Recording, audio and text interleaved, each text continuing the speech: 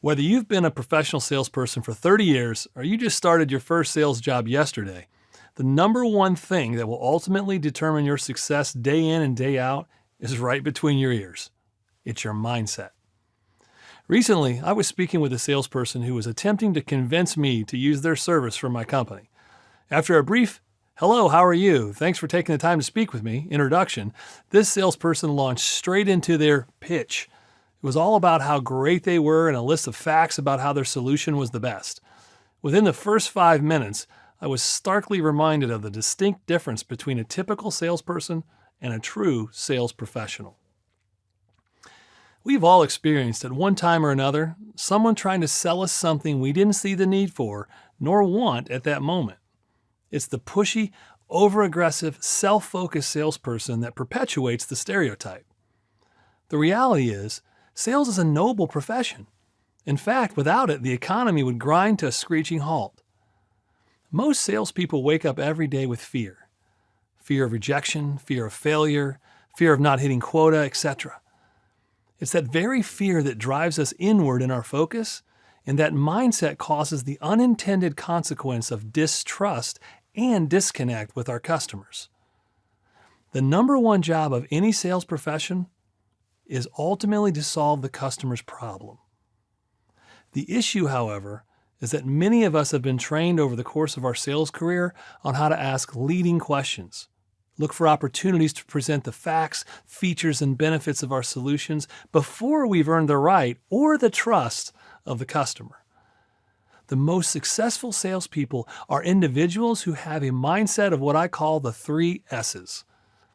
The first S is adopting a servant's mindset. What can you do to better understand the customer and their perspective? How can you look through their lens to gain a better view of their world? It may be cliched, but how can you attempt to metaphorically walk a mile in their shoes?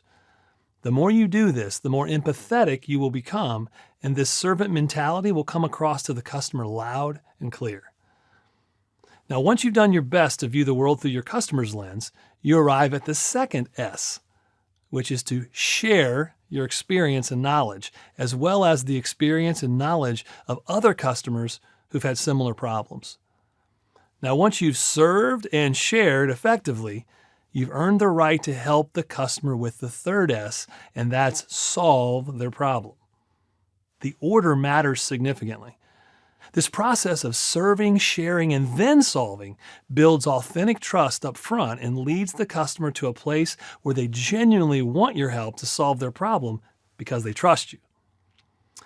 Assuming you now have the appropriate solution to help them, you've made a new customer and likely a new friend in the process. So here's a few key mindset evaluation questions to ask yourself. Do you genuinely care about other people's problems and find that you're typically empathetic towards them? Do you often share great ideas with others around great experiences that you had? Maybe it was a great movie, a new restaurant, etc. When others share their problems with you, do you instinctively think of and potentially offer solutions to help them? If you said yes, then you already have the right mindset to be a serving, sharing, solving salesperson. It's actually a lot more natural than you thought, huh? In fact, I believe that everyone in the world is a salesperson. The question is, do you come across in a way that perpetuates the stereotypical salesperson, or are you someone who genuinely likes to connect by following the 3 S's approach? When you approach your role from the serve, share, and solve mindset, you'll not only see your sales skyrocket, you'll find that your own job satisfaction elevates right along with your numbers.